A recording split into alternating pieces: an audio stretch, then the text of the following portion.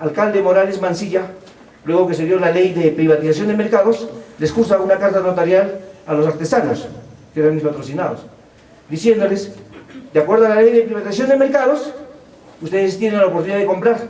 Y los artesanos le contestaron, aceptamos, muchas gracias por la oportunidad. Y esa ley decía que el precio lo fijaba CONATA, Consejo Nacional de Tasación. Entonces cuando vinieron a mí y ya había un alcalde que les había metido un medio tractor de ahí, detuvimos, le dije no, acción de amparo. Y luego demanda, otorgamiento de escritura pública. ¿Dónde está el título de propiedad? En las dos cartas notariales. Pero falta un elemento, precio, es que la ley dice que lo va a poner CONATA, que CONATA fije el precio, lo vamos a pagar. Y están hasta el día de hoy por eso, allí, modestia esta parte, por esta interpretación del 949 del Código Civil. Un recibo. Me encuentro con mi vendedor en La Oroya, justo que entramos al mismo café porque estamos viajando. Yo a Lima y él a Huancayo. Oye, ¿qué hay a propósito de la venta de la casa? Mira, acá tengo $5.000, ¿qué tal te voy dando? Recibí de Hugo Villar la suma de $5.000. La diferencia, $25.000, lo pagaré el 30 de diciembre de 2017. Por el inmueble que ocupa en el Girón Torretagle 459 del Tambo Huancayo. Y firma. Ese recibo es el título de propiedad, porque contiene los elementos de la compraventa. ¿Cuál es? Comprador, vendedor, objeto determinado, precio y forma de pago. Ese es el título de propiedad. Entonces, incluso en algunas notarías hay este concepto equivocado, que título de propiedad tiene que ser un documento muy formal, tipeado en la misma notaría de repente, con sus sellos sellos de agua, su sello en alto relieve o en bajo relieve, y enmicado todavía. Hay un notario que acá lo da enmicado para mayor seguridad. No, título, ¿qué es título de propiedad de acuerdo a este formalismo? ¿Dónde subyace el título de propiedad? En la voluntad. Reitero, como aprobación, hay que probar. Pueden ser emails hoy en día, pueden ser grabaciones, puede ser un chateo. O sea, para eso también sirve el Messenger, ¿eh? Pueden ahí estar de repente ya adquiriendo una propiedad. Habría que ver cuáles son los elementos que contienen entonces. Por eso es que el contrato, en el Código Civil del 84, ya no se llama el libro de los contratos, como lo era en tu antecedente, sino el libro de las fuentes de las obligaciones. Porque de los contratos emanan obligaciones. Cuando en ese entonces interpuse la demanda sobre otorgamiento de virtud a las dos cartas notariales, el juez me hizo una observación y me dijo, sí, pero no ha pagado el precio, por lo tanto no hay traslación de dominio. ¿Dónde está eso como presupuesto? Es el contrato, y el contrato como fuente de obligaciones genera a los contratantes a cumplir con obligaciones. La del vendedor, ¿cuál es? Entregar toda la documentación referente al inmueble. Y la del comprador, pagar el precio y cumplir con alguna modalidad si es que se ha impuesto en el contrato. Pero el hecho de pagar el precio no es condición para la efectiva existencia del contrato, a no ser que sea compacto de reserva de dominio.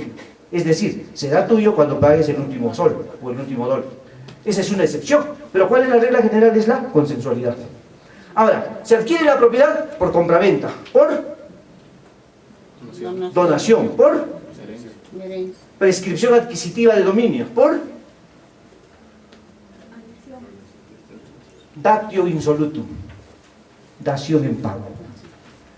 Te debo una suma de dinero, no tengo con qué pagarte, tengo este inmueble, te pago con un inmueble.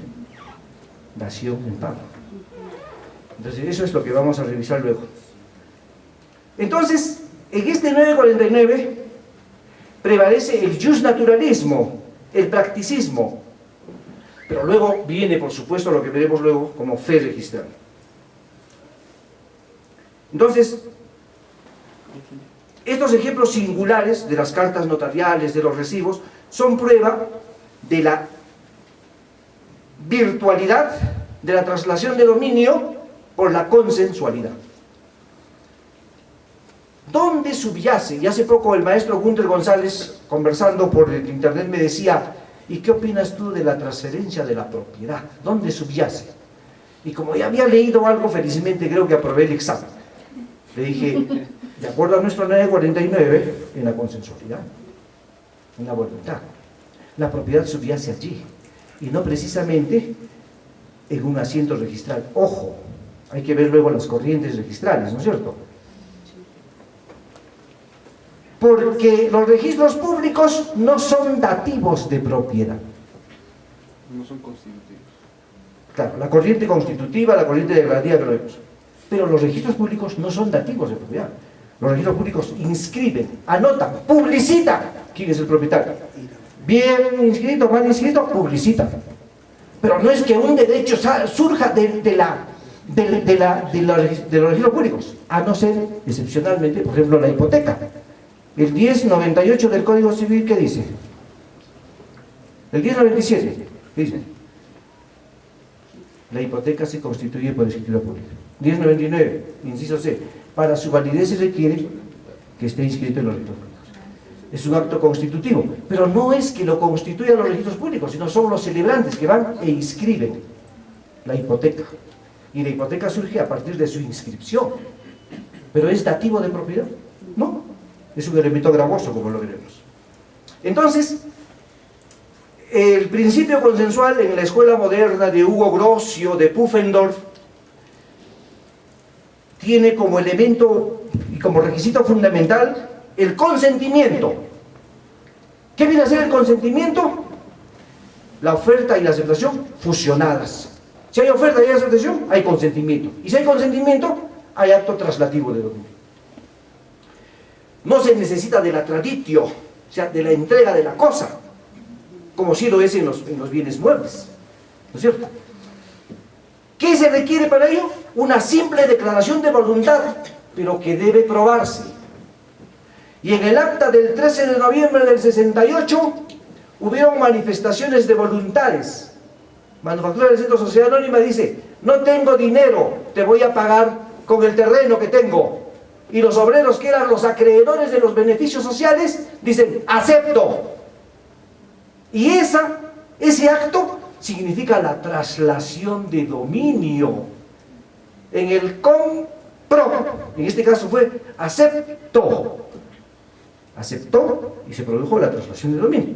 Pero me estoy saltando. Vayamos a la parte teórica, porque este caso no lo estamos tomando de manera empírica. Lo estamos tomando, aplicando todos estos principios, esta teoría, estas corrientes filosóficas que hoy en día imperan.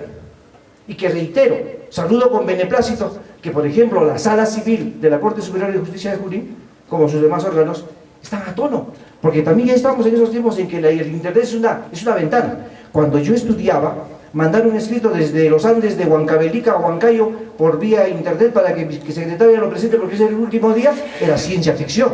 Hoy en día es una realidad. En mis tiempos, cuando yo era jovencito, conversar con la otra persona mirándole la cara era ciencia ficción. Hoy en día es una... Los whatsappeadores lo saben. Entonces, eso es lo que sucedió con el derecho. El derecho debe ser concebido en la modernidad de hoy en día. Sus conceptos tienen que estar acorde y a tono ¿con qué? Con la cibernética, y no solamente con los viejos manuales. Olvídense, colegas, tómenlo como un consejo, olvídense del famoso libro de Falda. Mi profesora, la doctora Lucrecia Mais von Humboldt, decía eso. Libro de Falda. ¿Qué es libro de Falda? Manual teórico práctico, guía del abogado. ¿Por qué es de Falda? Porque hay modelo demanda 7, demanda de alimentos, contestación. En la falda, debajo del teclado, esos son escritos de plástico. Los escritos, las demandas tienen que tener alma, tienen que tener espíritu, tienen que tener creatividad, creación. Yo he sido magistrado, confieso. Uno percibe, en el primer renglón ya sabe ya de qué universidad ha egresado. En el segundo renglón, cuál es su especialidad. Tercer renglón, cuál era su promedio ponderado. Y en el quinto renglón, si lo hizo con tesis o automático, o lo hizo con profa. ¿Cómo se llama esto? No, nuestro profa es de la academia. La simple declaración de voluntad sin ninguna formalidad externa.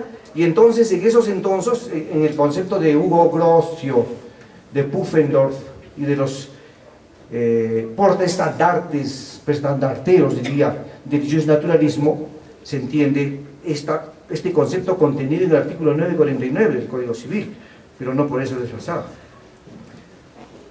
Según Pufendorf, es indispensable y suficiente el acuerdo de voluntades.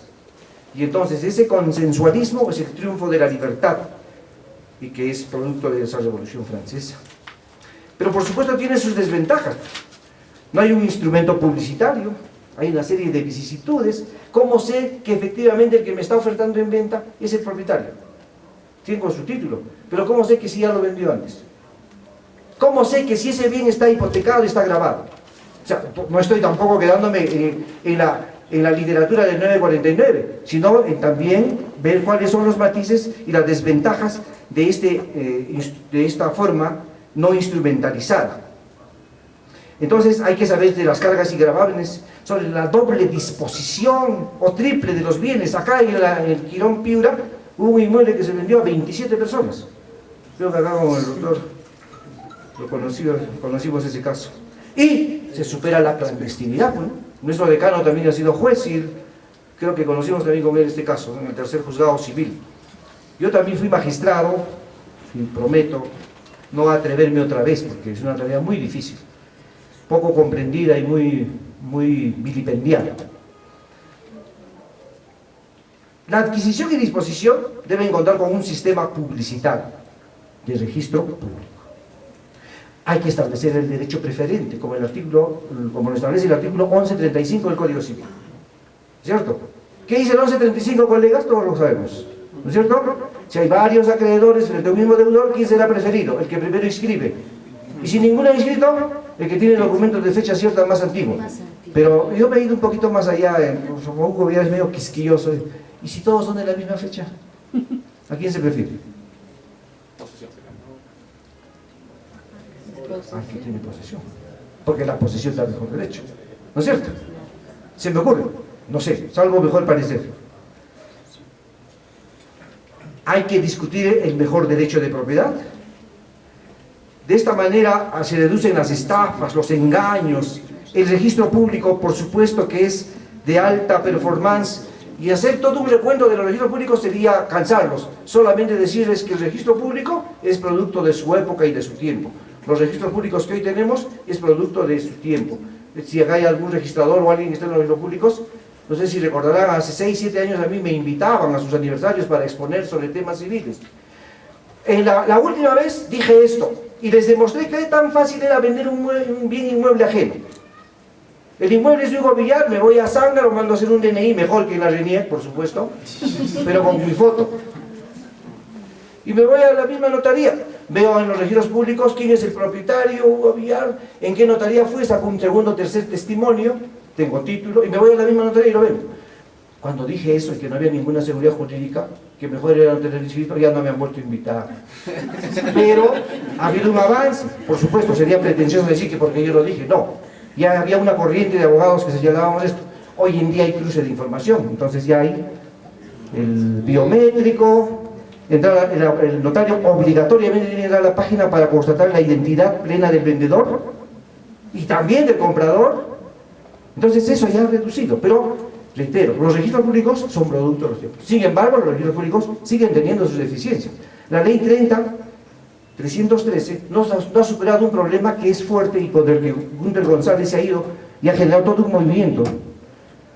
Lo he visto por la televisión con su megáfono ahí dirigiendo, como cuando yo en alguna oportunidad he dirigido también a mis patrocinados, los verdaderos propietarios del terreno donde he construido ilegalmente Open Plaza. Y reclamando allí, ese artículo es una carta blanca para los estafadores. ¿Por qué? Es verdad que se ha dispuesto que los notarios de la provincia deben intervenir respecto a la compraventa de inmuebles y dentro del territorio de su provincia. O sea, y el mayor ejemplo que ponen mis colegas en San Marcos cuando exponen, dicen, no, te vas a La Oroya, ahí haces un... Se ha hecho emblemático La Oroya para esas compraventas. ¿No es cierto? Entonces, hoy en día, ¿saben cómo y dónde está el fraude? De una manera no lo sabe, en los poderes. El poder no necesariamente lo tiene que dar el abrir. Pero además es imposible. A ver, si yo quiero vender mi casa por poder, es porque no puedo constituirme. Tengo que delegar a alguien que en nombre y mi representación compre o venda la casa. En este caso, que venda la casa. Entonces, necesariamente tendrá que ser el cónsul en Estados Unidos, o será el notario de Tacna. Ese poder es falso, lo inscribo, pero una vez inscrito, vendo bien ajeno. Eso tiene que superarse. Por eso reiteramos y decimos que los registros públicos son hijos de su tiempo. El registro público que tenemos hoy en día es producto y consecuencia de ese empuje que la realidad jurídica y social y delincuencial nos marca el paso. Y en esa tónica tienen que marchar los registros públicos.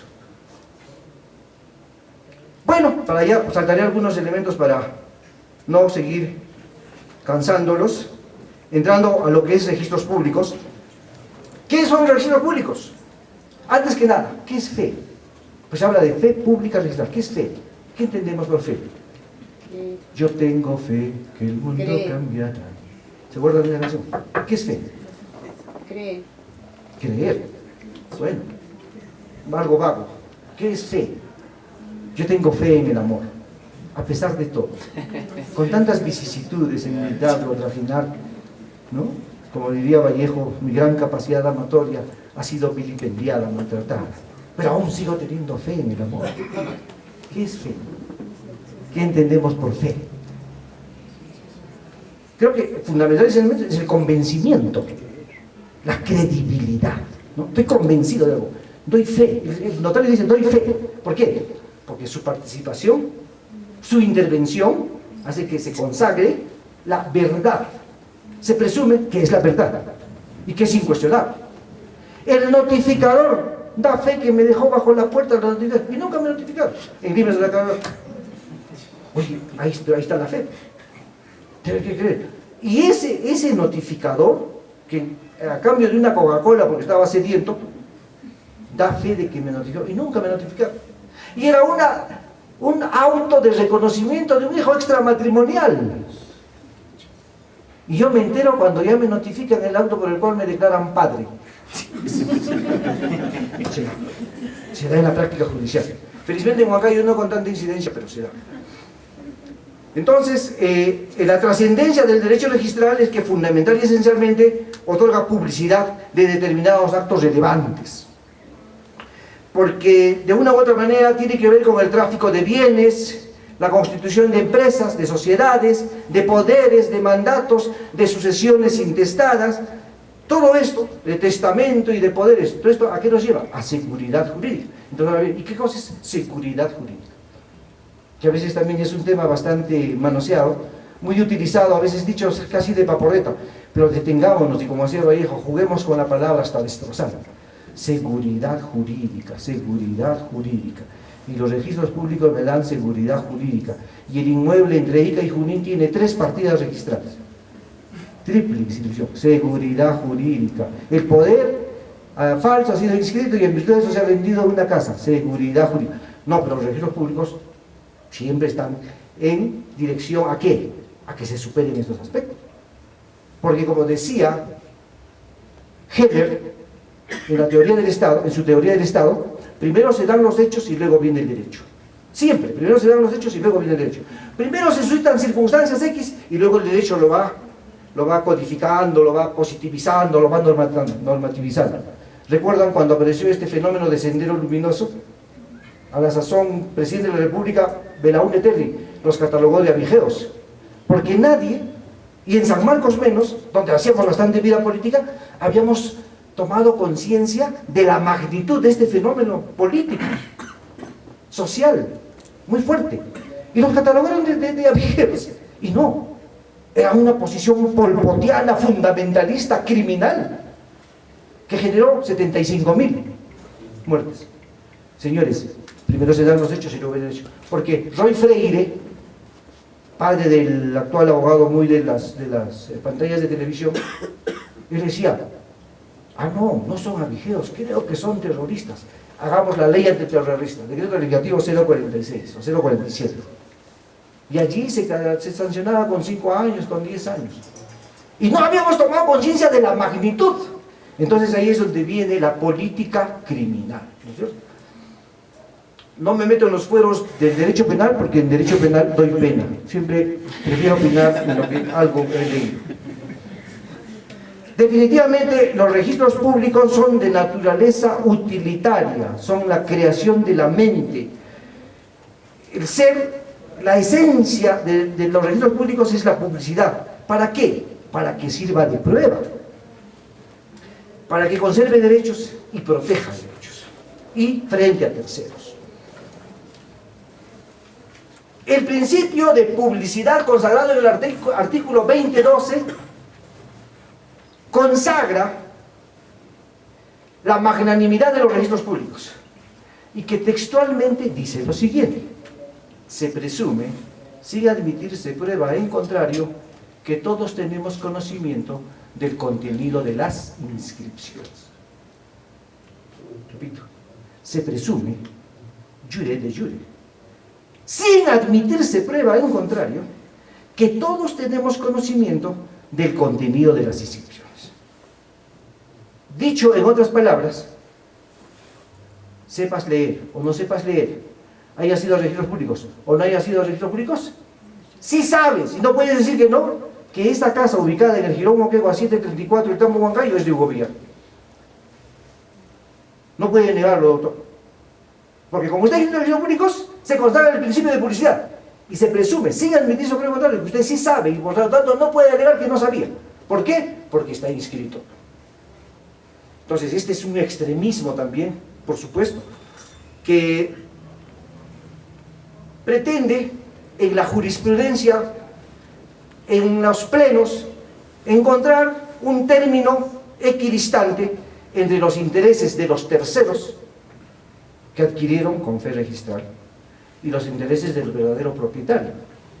Me explico. Está ahí en los registros públicos que el inmueble es de Hugo Villar, soltero, pero en realidad es casado.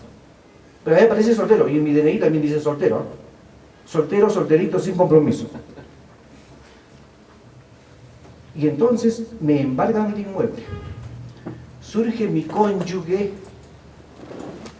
inscribe en los registros públicos la partida de matrimonio. A este procedimiento le llaman el reconocimiento, ¿no? O la ratificación. Y entonces el bien que era bien propio, individual de solterito, es uno de las sociedades gananciales. ¿Quién tiene derecho preferente? ¿El que embargó el inmueble a Hugo Villar soltero?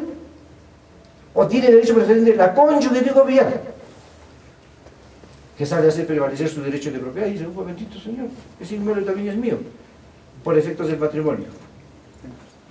Solo en el supuesto, solo un ejemplo, por favor. ¿Cuál de ellos tiene preferencia? Aquí hay que preferir al tercero embargante o al integrante de la sociedad gananciales, porque en el matrimonio no hay copropiedad, ¿eh? ¿Qué hay? ¿Qué hay en el matrimonio? ¿Cómo es ese régimen de propiedad? Sociedad de gananciales.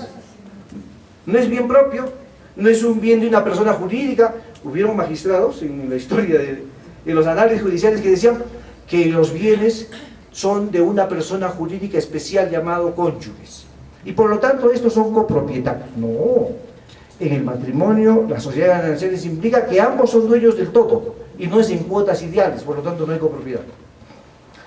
Preguntita, nada más a manera de ejercicio, porque acabo de ver un caso. Colegas, cuando el divorcio es por causal de adulterio, el cónyuge culpable y el cónyuge ofendido, el cónyuge culpable pierde todos sus derechos en la sociedad gananciales, ¿verdad? ¿Sí? ¿Qué dice? El cónyuge culpable se queda sin nada, ¿no es cierto? ¿Sí? ¿Sí o no? ¿Qué dicen, colegas? El cónyuge culpable se queda en la calle sin nada, porque ese sinvergüenza ha sacado los platos, los pies del plato, ¿no? Es que yo más estoy pensando en cómo sacar los platos. Falso. Falso de toda falsedad, no es cierto. Lo que el cónyuge culpable pierde son los frutos de los bienes del otro. Y en más de una ocasión han venido a mí: pero si me lo han dicho, pero he ido a Lima a un estudio jurídico de primer nivel, como diciendo, no como el tuyo, y me han dicho que el cónyuge culpable pierde. No, pierde los frutos civiles de los bienes del otro. ¿Por qué?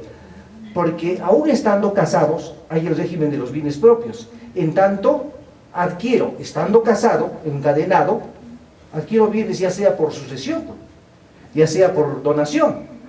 Esos no pueden ser de las sociedades gananciales, porque no son producto y consecuencia del esfuerzo común, ¿no es cierto? Pero los frutos sí. ¿Pero por qué? ¿Dónde está la ratio juris de esta norma?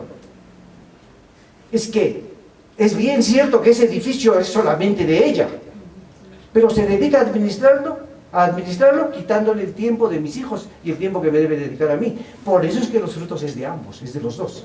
Y el cónyuge culpable pierde los frutos de los bienes del otro. Pero no es que pierda sus gananciales y se quede en la calle, ¿eh? Así que no estén con ese temor, tranquilos.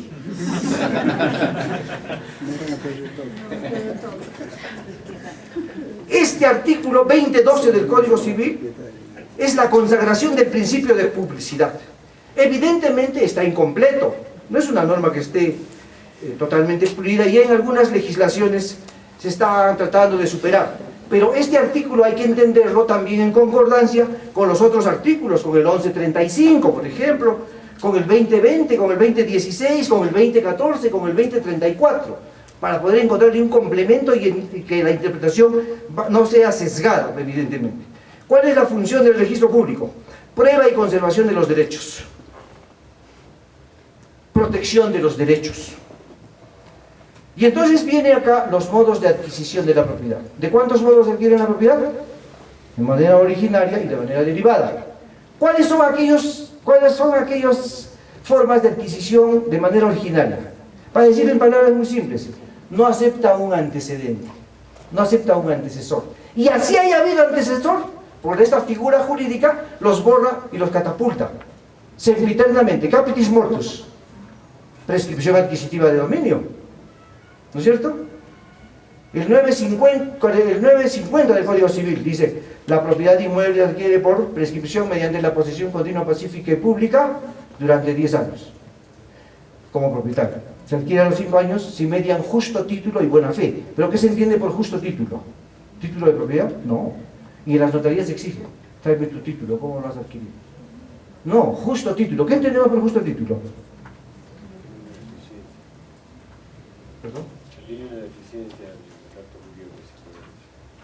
Puede ser, claro, pero para dejarme entender, sobre todo en el pregrado, lo que he hecho es eso, crearme un concepto, una noción nada más. Título, justo título es la explicación jurídica del por qué estoy en el inmueble. Puede ser como guardián, pero no me están pagando, me va a poseer. O una promesa de venta, o un contrato con señal de arras, que es un precontrato, pero que no se, por lo tanto ya luego no se me exigió. Ni arras penales, ni penitenciales, ni dobladas, ni que yo retenga, nada. Y transcurren 5 años. Justo título. Explicación jurídica de por qué estoy en el inmueble, por qué poseo. En cambio, si soy un usurpador, no tengo ningún elemento jurídico que me respalde hasta los 10 años. O sea, aún, como dice Torres, Aníbal Torres Vázquez lo dice en su libro de los derechos reales, ¿no? Aún el usurpador y el ladrón, si este no es denunciado, si no se le reclama, se convierte en propietario por el transcurso del tiempo, ¿no es cierto? La usucapium opera, ¿no? La figura del derecho romano. Entonces, la dación en pago, ¿qué vendría a ser? ¿Una forma originaria o derivada? De nuevo, ¿qué cosa es la dación en pago? Y está en el libro de las obligaciones. La datio insolutum, decían los romanos. Es pagar una obligación con un bien distinto al de la prestación. Hay que distinguir entre obligación y prestación. La obligación es la relación jurídica y la prestación es el objeto de la obligación. ¿Y cuál es el objeto de las obligaciones? Los contratos, ¿no es cierto? Entonces, volviendo, en la relación obligacional hay una prestación. Yo debo $10.000 y se entenderá pagada solo en tanto haya entregado $10.000, pero yo entregué $9.999. Falta $1. Jurídicamente no se tiene por pagada, no se tiene por cumplida con la prestación, que en este caso es de dar una suma de dinero. Pero ¿puedo yo pagar una obligación con un bien distinto al debido? Sí, siempre y cuando el acreedor lo admita, lo acepte, ¿no? Te debo $5.000, mira, este es el vehículo que está tratando de venderlo, mira todos los avisos que he sacado, pero nadie me compra. He pensado que con la generosidad que te caracteriza, me vas a recibir como pago de los $5.000 este Volkswagen. Sé que eres coleccionista y te gusta este modelo. Si el acreedor acepta, opera la dación en pago. Se está pagando con un bien distinto al debido. ¿Me dejo entender? Eso ya lo conocemos, pues, porque son nociones que solo vienen a guisa de recordarles. Y aquí viene el caso de Manufacturas del Centro, con la venia del señor decano. He dicho al comienzo que no sería bueno que cada abogado venga acá y cuente sus casos. Yo me permito y me atrevo, previa consulta y por supuesto autorización del señor decano, porque reitero, este es un caso emblemático en la región centro del país, y por qué no en el país, y que tiene que ver con las políticas económicas del Estado de Derecho peruano. Resulta que el 13 de noviembre de 1968, en la ciudad de Lima, en pleno gobierno militar, recuerden que el golpe se había dado el 3 de octubre, estaba el gobierno militar, se había instaurado ya el Ministerio de Trabajo y Comunidades. Y ante este ministerio, los obreros de Manufacturas del Centro, hoy en día presente alguno de ellos, y que los saludo con mucha afectividad, porque son ejemplo de tesón, de esfuerzo y de trabajo, y ahora de saber hacer respetar sus derechos, un 13 de noviembre se reunieron la Comisión Liquidadora de Manufacturas del Centro Sociedad Anónima, que había sido declarada en quiebra, había quebrado. Entonces, nombran una comisión liquidadora en marzo del 68. Luego de una serie de reuniones y de deliberaciones de esta comisión, debidamente autorizada, conviene ante el Ministerio de Trabajo que actúa como un ente mediador y suscribe un acta por el cual la comisión liquidadora paga la deuda de beneficios sociales a los obreros con el terreno, los 34.100 metros, más la maquinaria, fábrica, insumos, materias primas y un terreno aledaño a Jocancha desde donde se surtía agua para la fábrica, ¿no es cierto? Se suscribió el acta y esta acta fue insertada en la escritura pública de diciembre de 1969. Pero acá viene la labor del registrador y del notario. Como en ese entonces el gobierno militar preconizaba el modelo cooperativo, les dijeron desde el comienzo a los trabajadores, eso también hay que decirles, ¿verdad? Dijeron, si ustedes se cooperativizan, nosotros los vamos a ayudar. Y entonces ellos deciden formar una cooperativa, Manufacturas del Centro, limitada a 314. Pero se crea en diciembre de 1969, o sea, 13 meses después. Forman su cooperativa. Y le dicen los obreros al notario, señor, ya no lo inscriba a nuestro nombre, inscríbalo a nombre de la cooperativa. Y así lo hicieron. Y en el asiento C2 de los registros públicos aparece inscrito así. Acá lo tengo textualmente.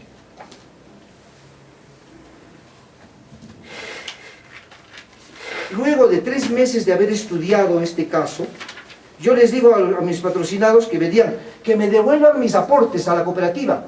No, eso se ha difuminado, eso se ha perdido porque la empresa quebró. El capital social se perdió.